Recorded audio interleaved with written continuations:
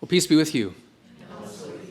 Well, today we continue and bring to a close our series on the book of Esther. It's been a fascinating book, fascinating journey. We're going through chapters 8 and 9 today. And a major theme, of course, is providence.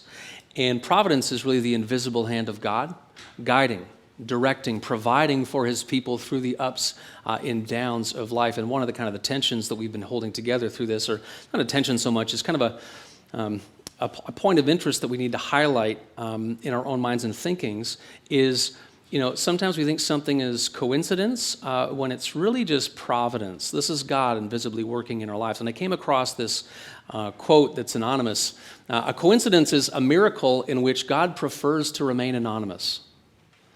I really like that. I know some of you have heard that. It's a pretty famous one. A coincidence is a miracle in which God prefers to remain anonymous. I like that. Now, it's easy to believe in providence when everything is going great, when you're just, things are coming up roses and you're finding tokens on the way to the subway, right?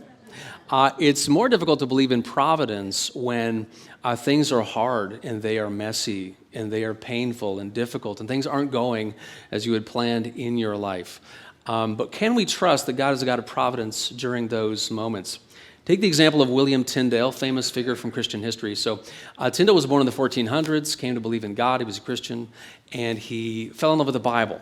And he really had this passion, like he became a scholar, and so he could read Greek and he could translate. And so really his English countrymen and countrywomen to actually be able to have a New Testament in their own language, because that wasn't the case at the time. And in fact, it was illegal to translate the Bible into English at that point in time. And so he made this translation, which is a huge work of the New Testament.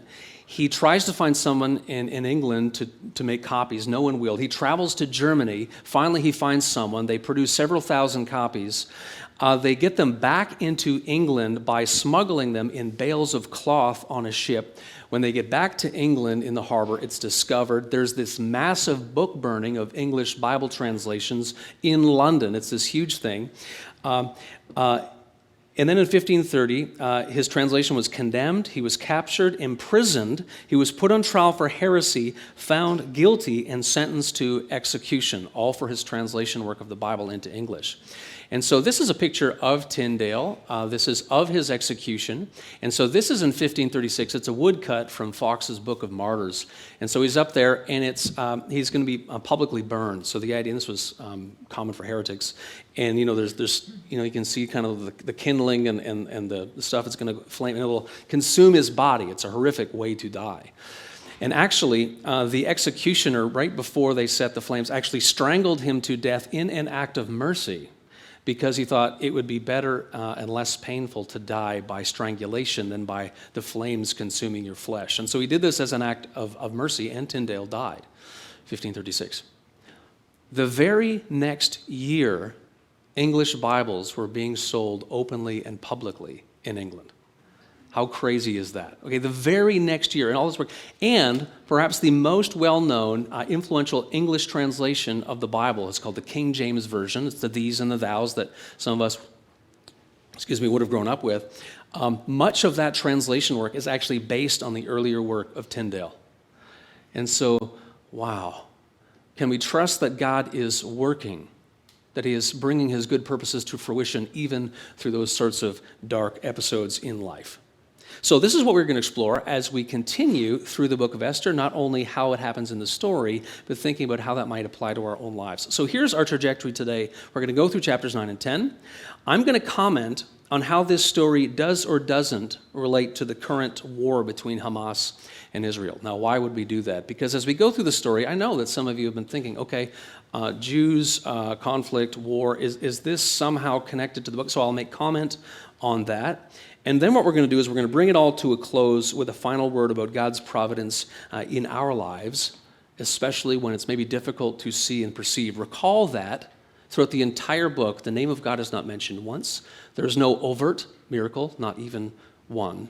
And so how do we see God working even through the messy circumstances of life? So, okay, here's a recap of where we've been so far in case you've missed a Sunday or two. So we hit the ground running. The story begins in the Persian court with King Ahasuerus. After a surely tortuous, difficult process, Esther, who's a young Jewish woman, is promoted to queen. The king made a law that people should bow to Haman, Turns out the ancestors of Haman and Mordecai, who is Esther's adoptive father, were enemies, so Mordecai refuses to bow. Haman devises a plot to kill not only Haman, but all Jews. Esther risked her life to persuade the king to change the law. The king remembers that Mordecai once saved his life, wants to reward him. At the same time, Haman becomes more enraged with Mordecai, builds a huge pole on which to impale him. Esther reveals that Haman has devised the plot to kill her and her people. The king, in a rage, has Haman impaled on the 75-foot pole that he had constructed to kill Mordecai. Since the annihilation order for the Jews cannot be revoked, a new law is passed that the Jews can defend themselves against their attackers, and the day is set. And so the tables are starting to turn. The Jewish people are happy that they are not just lambs left defenseless for the slaughter. And so clearly things are quite messy in this story.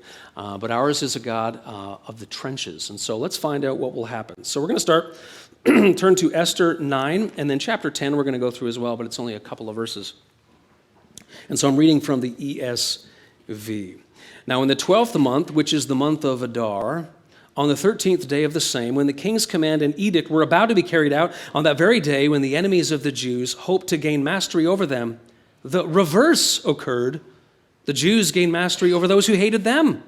Right? So this is one of the many reversals. Esther, Mordecai, and now this day of attack. By the way, the day would have been March 7th, 473 BC. The Jews gathered in their cities throughout all the provinces of King Ahasuerus to lay hands on those who sought their harm. And no one could stand against them, for the fear of them had fallen on all peoples. All the officials of the provinces and the satraps and the governors and the royal agents also helped the Jews, for the fear of Mordecai had fallen on them. Right? Mordecai is gaining in power and influence.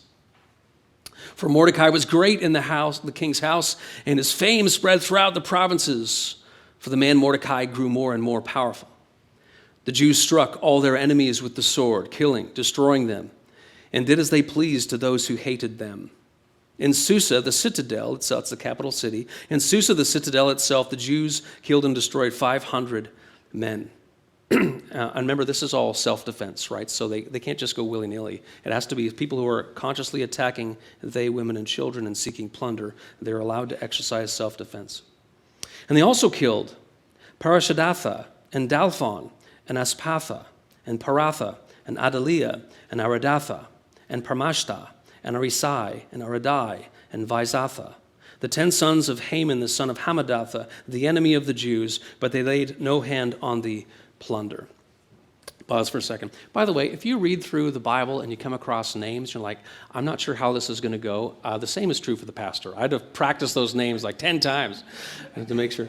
I still might have gotten them wrong. If anyone knows biblical Hebrew, they might be able to correct me. Anyway, so a couple of things about this is very interesting. So these names, so Haman, these are his sons. Remember, he was second in command, and so there would have been a lot of people in the city who had loyalty to Haman and to his family. He was very powerful and influential. A scholar in her commentary on Esther named Karen Jobs, she says that these names of his sons might actually be what is called Daiva names. And what is that? In ancient Persian culture, these names might have been connected to demonic powers. So if that is true, the idea here is that, wait a second, Haman and his family might actually be agents of the evil one in an attack against God's people, if that is true. Now, it's interesting that, not only that, but in the Hebrew manuscript, something really is interesting when you look at them here. Those names of the sons are actually written off in the side, in the column. Now, keep that in mind. Keep also in mind at the end of verse 10, it talks about how they laid no hand on the plunder. Now, according to the law that Mordecai had brought in, they could do that. They actually could lay hands on the plunder. So, given the fact that these names might be Daiva names connected to ancient demonic powers, given the fact that these words are written in the margin, perhaps suggesting that there will be these names and people were to be set totally aside for destruction, and the fact that they don't touch the plunder, which in itself is one of the ancient rules for holy war. It may be because God's people are not to profit, right, in situations like this. It may be the case that God's people, Esther, Mordecai, and everyone else, considered their self-defense to be an act of holy war. That might have been what's in their mind. Verse 11, that very day, the number of those killed in Susa the citadel was reported to the king. And the king said to Queen Esther, in Susa the citadel, the Jews have killed and destroyed 500 men, and also the 10 sons of Haman. What then have they done in the rest of the king's provinces? Now what is your wish? It shall be granted to you, and what further is your request? It shall be fulfilled.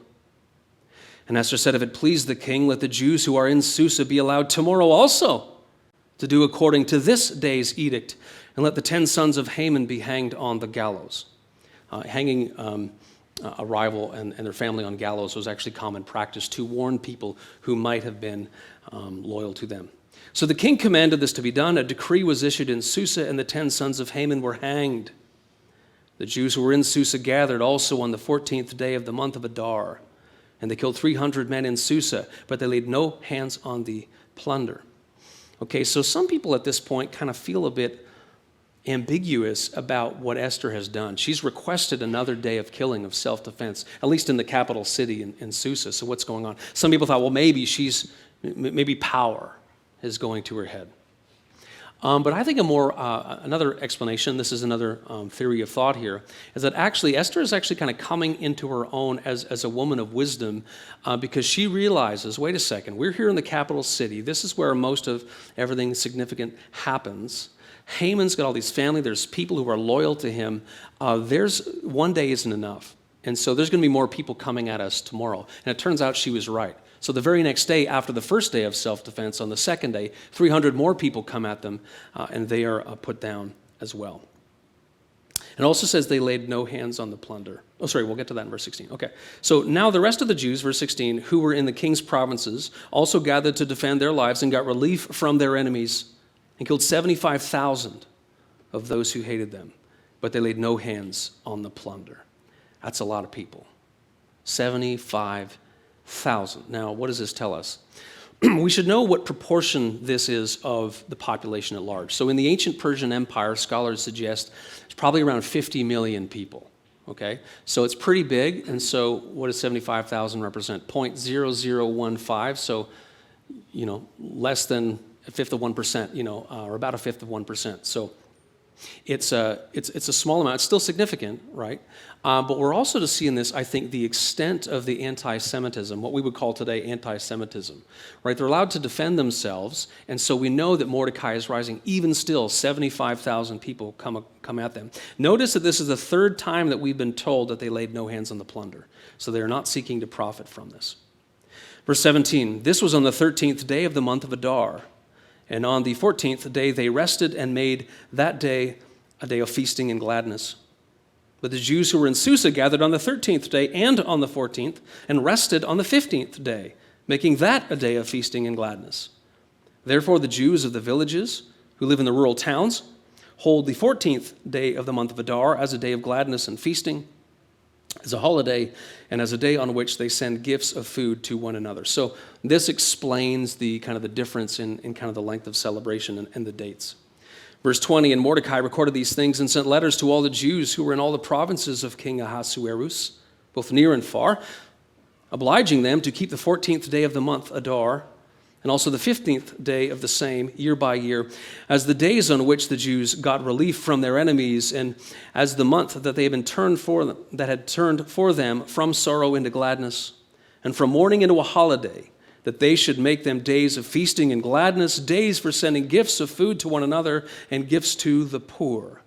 And so on this feast that's being described of their deliverance, Purim, they're giving gifts, and so that often happens in celebrations, right? One of the things that characterizes Christmas is giving of gifts, especially to people who maybe don't have that much.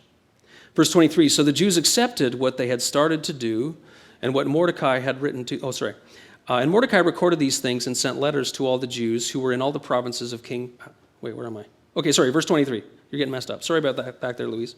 Verse 23, so the Jews accepted what they had been started to do and what Mordecai had written to them. For Haman the Agagite, the son of Hammedatha, the enemy of all the Jews, had plotted against the Jews to destroy them and had cast pur, that is lots, to crush and to destroy them. But when it came before the king, he gave orders in writing that his evil plan that he had devised against the Jews should return on his own head, that he and his sons should be hanged on the gallows. Therefore they called these days Purim, after the term Pur. Therefore, because of all that was written in this letter, and of what they had faced in this matter, and of what had happened to them, the Jews firmly obligated themselves and their offspring and all who joined them, that without fail they would keep these 2 days according to what was written and at the time appointed every year. That these days should be remembered and kept throughout every generation, in every clan, province, city. That these days of Purim should never fall into disuse among the Jews, nor should the commemoration of these days cease among their descendants. All right, and so for Jewish people, this festival continues to this day. Verse 29, then Queen Esther, the daughter of Abihail, and Mordecai the Jew gave full written authority confirming this second letter about Purim. Letters were sent to all the Jews, to the 127 provinces of the kingdom of Ahasuerus, in words of peace and truth. Now, these days of Purim should be observed at their appointed seasons, as Mordecai the Jew and Queen Esther obligated them, and as they had obligated themselves and their offspring with regard to their fasts and their lamenting. The command of Esther confirmed these practices of Purim, and it was recorded in writing. So here, these times and dates and celebrations, they're confirmed by Esther, which shows to us she has grown significantly in authority. Chapter 10, King Ahasuerus imposed tax on the land and on the coastlands of the sea. And all the acts of his power and might and the full account of the high honor of Mordecai, to which the king advanced him, are they not written in the book of the Chronicles of the kings of Media and Persia? For Mordecai the Jew was second in rank to King Ahasuerus, and he was great among the Jews and popular with the multitude of his brothers. For he sought the welfare of his people and spoke peace to all his people. And so the book ends there, but it's interesting also, remember that Mordecai himself has been elevated by none other than Esther. And so those words could be applied to her as well. For she sought the welfare of her people and spoke peace to all her people. And so with that, we end the book of Esther. This is the word of the Lord. Thanks be to God. Okay, so as mentioned, I want to, before we get on to the particular application of this to our lives today, I want to comment on how this story does or doesn't relate to the current war between Hamas and Israel. And the reason I want to do this is because I know that some of you have been wondering as we go through this, and it makes sense when you look at the text and the story and global events. Okay, is there any, Jews and war, like what, does this have anything to do with that? And so let me share some comments. And I know that for some people, these can be challenging issues and topics and controversial. It's hard to know what's going on. And so I'm going to share these thoughts. If you have questions or follow up, I encourage you to talk to me afterwards. But I hope that this is helpful. So Hamas and Israel have struggled against one another for recognition, safety, a place to call home. Recognition, safety, and a place to call home. So who is Hamas? So Hamas is a political party in the Gaza Strip who came to power and are considered by many nations, including this one, to be a terrorist organization. Okay? They're a spin-off of the Palestinian branch of the Muslim Brotherhood, who is a militant group. And so they do actually govern a couple million people in the Gaza Strip. They are known for violently trying to eliminate Israel. And they will use suicide bombers and missiles and innocent targets as well. So in October 2023, you will remember from the news that Hamas launched a surprise attack on innocent Israelis, which was the deadliest attack in modern Israeli history. Innocents, including women and children, and the horror of what happened to those innocent people is virtually indescribable. And we need to call it, I certainly do, evil. Okay. Now, one of the things that has happened in modern discourse is a radical oversimplification. One of those radical oversimplifications is to say that Hamas are courageous freedom fighters for oppressed Palestinians against the ultimate oppressor, the big bad Israel. This is abjectly untrue. I and many others and many of you strongly condemn terrorism and those who purposely seek to attack innocents. Okay? Now next, who is Israel? Well, it's easy to think that Israel, the Israel that exists today, is the same as the Israel who existed in the Bible. Now granted, there was a nation that came to power under Saul, David, Solomon, came to be called Israel. That nation, as it existed then, didn't last, and the lands came under control of many different groups and powers over the past couple of thousand years. The modern state of Israel began in 1948. A major theme in its history has been some of this ongoing conflict around these issues. But we need to remember that the modern state of Israel is not exactly parallel with the Israel in the Bible. It is an oversimplification to say that. So in the Bible, through Abraham and his descendants, and then through Judah and Israel, that is God's instrument to bless the world. Now what we need to see today is that Jesus Christ, as the long-awaited Messiah of God's people, he is the fulfillment of those promises. So the agent through which the nations and peoples of the world are blessed is Jesus Christ. And it's important for us to recognize that, because some Christians, they think, well, everything that the current state of Israel, this is the fulfillment of all these promises from the Old Testament, and that's the source of blessing. We need to understand that Christ himself is the fulfillment and blessing through those Old Testament covenant promises. After the October attacks, Israel declared war on Hamas, and it is within its right to do so. I and many others, however, have concern that Israel needs to observe the rules of war and do their best to avoid civilian casualties. And I think when that happens, when there are civilian casualties on either side, it should be something that seriously and significantly grieves our hearts. Grieves our hearts. Further, to complicate a situation that's already difficult to understand, not all Palestinians are Muslims. There are many Palestinians, actually, who are Christians as well. Not only that, but not all Palestinians actually support what their terrorist leaders, Hamas, are doing. Even in the midst of all this, there is a rise of anti-Semitism in this world, and I think we need to acknowledge that, particularly in pop culture in Western countries like ours, including on our own university campuses, something which should be alarming. So the entire situation is complex. It's hard to get information as well about what's going on. We also need to acknowledge that we're being flooded with digital propaganda on this stuff all the time. And so just clicking a few websites here and there is not really adequate to try to find out what is happening. In short, we need to remember that, and here's where we're kind of driving to, the modern conflict that we are experiencing in the world is separate from the story of Esther. It's separate from the story of Esther. Perhaps the biggest similarity is the rise in anti-Semitism. Even still, terrorism is evil. Hamas is evil.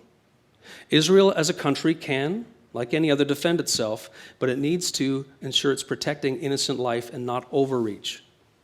The killing of innocent people on either side is a symptom of the sin and brokenness which has plagued our creation and world since the Garden of Eden. For all people, regardless of who they are made in the image of God and are given dignity and respect. So I think a helpful focus for us as people who follow Christ and strive for his ways is what he says in the Sermon on the Mount. Blessed are the peacemakers, for they shall be called children of God. Blessed are the peacemakers, for they shall be called children of God. Karen Jobs comments on God's strategy when it comes to holy war. God's strategy when it comes to holy war. This is a good summary statement. God's strategy against sin and evil was awaiting the perfect warrior who could execute divine justice with clean hands and a pure heart. His name is Jesus. And so the only one equipped in our time to execute holy war is Jesus. So there's a lot there. If you have questions, follow up. But I want to, having said that, I thought it was important in the context of this series to say some of those things. And having said that, let's kind of shift back over and kind of bring the series as a whole to a close with a final word about God's providence in our lives. So when we started this, I said that one of the main motivations for the book was about providence, right? Can we see when the name of God is not mentioned, when no overt miracle happens, can we see the hand of God at work specifically for these people in this story? Because these are Jews, remember, they didn't go back after the exile. They didn't go back to their homeland. They didn't go back to Jerusalem. They're not rebuilding the temple. And surely they had a series of questions. Are we still God's people? Has he abandoned us because we didn't return with the others? Is he watching over us? And even as we live among people who don't share our customs and beliefs, is he still saving us? So part of the function of the story in the book is to answer those questions with an emphatic yes. And so part of the application for us today is, okay, for us, can we see where and when God is working, even when his name is not mentioned, because we can relate to that, even when things seem broken, even when we don't see overt miracles? And the answer for us is also, as we read the story, an emphatic yes. Part of the reason is because we honor a God of providence who is sovereign. A church father named Ignatius had this great word. He said, God uses crooked sticks to draw straight lines. Now, what does that mean? It means God uses what is imperfect and broken to achieve his perfect purposes.